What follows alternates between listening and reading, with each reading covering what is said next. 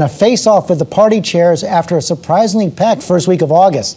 Debbie Wasserman Schultz here for the Democrats, Reince Priebus for the Republicans. And Congresswoman Schultz, let me begin with you and begin with that unemployment report that came out on Friday. The good news, 163,000 jobs created. The bad news, unemployment up to 8.3%. That makes 42 straight months of unemployment above 8%. No president since FDR has been elected with numbers even close to that. So how do you respond to Americans who say that 8% unemployment just isn't good enough?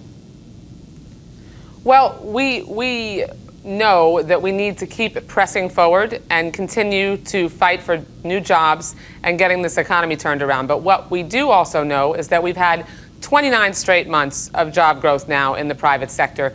This month, that Friday jobs report, 172,000 new private sector jobs were created.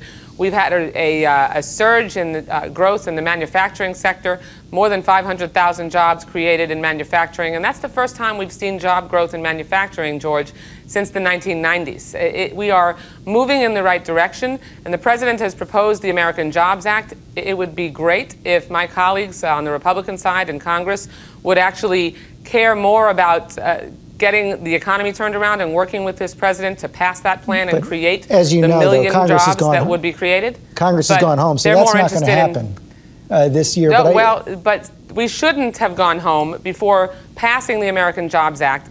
They care more about defeating this president than they do about working with him to pass a balanced plan and continue to get the economy turned around. Romney also says in an interview out this morning that he doesn't want any more intervention from the Federal Reserve between now and Election Day. Do you agree with that? I'm sorry, I missed your question. Mitt Romney also said that he wants, in an interview out today, that he wants no more intervention from the Federal Reserve between now and the Election Day. Do you agree with that? Well, I think that's up to the Federal Reserve. The Federal Reserve is an independent financial institution. It's important that we not dictate from the White House or certainly from a candidate for President of the United States what the Federal Reserve should be doing. That's why they are an independent institution. The Democratic Senate Leader Harry Reid made a pretty explosive charge this week. He said Mitt Romney hasn't paid taxes in 10 years. Here he was on the Senate floor. The word's out that he hasn't paid any taxes for 10 years. Let him prove that he has paid taxes, because he hasn't.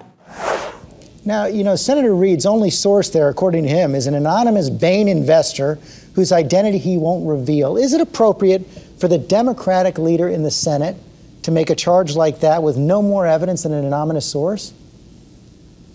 Well, George, I don't know who Harry Reid's source is, but I do know that Mitt Romney could clear this up in 10.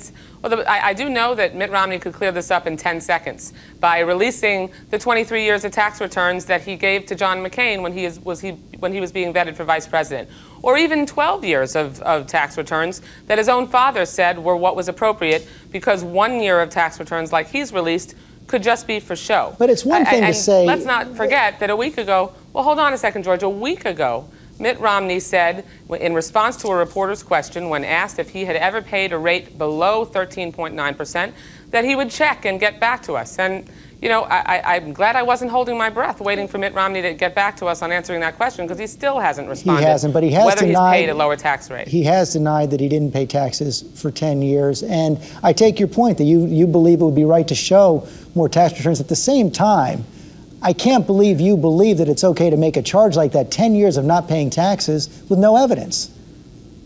Well, like I said, I don't know whose Harry Reid's source was, but I do know that this is a question that has swirled around Mitt Romney for this entire campaign.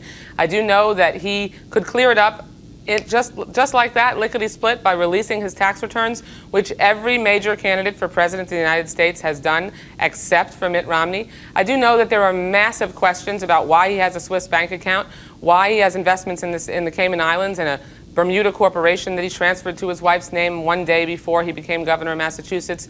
Those are questions that when you're running for president of the United States, that the American people deserve answers to. Why is Mitt Romney refusing to answer them? Why is he refusing to show the American people what he was willing to show John McCain 23 years of information on? So I take There's got to be a reason. I take it from your answer you're not going to repudiate Senator Reid's charge? Everybody is responsible for saying the things that they have information on. Harry Reid says that he has a credible source. I know that this question is not just generated by Harry Reid. It's been asked by countless reporters, by voters who want to know about more about Mitt Romney's finances. What is he hiding? I stand by the fact, George, I stand by the fact that I believe, like the overwhelming majority of voters believe, because the polls all show, that Mitt Romney owes us more than 1 year of tax returns, owes us answers to questions about his overseas investments, owes us answers to questions about why he's decided to invest in foreign countries as opposed to investing in the United States, owes us answers to questions about why, as head of Bain Capital, he shipped jobs overseas. Why does he have a tax plan that actually continues tax incentives for shipping jobs overseas when President Obama has a plan to incentivize companies to bring jobs back here? Those are the questions that need to be answered. They weren't raised by Harry Reid. They were all raised by voters and reporters and people who have a right to ask, and Mitt Romney has yet to come clean on the answers to any of those questions. So it's clear you're not going to repudiate that charge from Harry Reid. One final question. President Obama celebrating his birthday. He got a little present from the RNC, was sent to the Democratic National Committee over the weekend. I want to show it. Birthday cake saying, "You didn't bake this. Happy birthday, Mr. President." You think the president's going to be able to shake that "you didn't build this" line?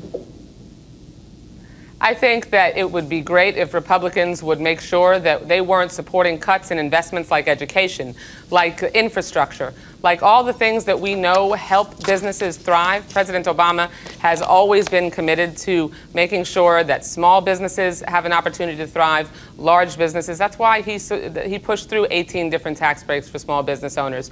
But I know President Obama has also backed up that support with action by supporting investments in infrastructure, education, the internet, and the economy so that businesses have more of an opportunity to thrive, while Republicans support slashing and Mitt Romney supports major cuts in those kinds of programs, which would harm businesses' ability to thrive. That's the choice that we've got in this election. Do we want to continue moving in the direction that President Obama has taken, 29 straight months of job growth in the private sector, a president who wants a balanced approach to deficit reduction, ask folks to pay a little bit more who can, so that we can make sure we can make those investments in education and the economy? We're all in this together. Okay. This election should not be about defeating Barack Obama. It should be about getting the economy turned around, and that's what Barack Obama is committed to.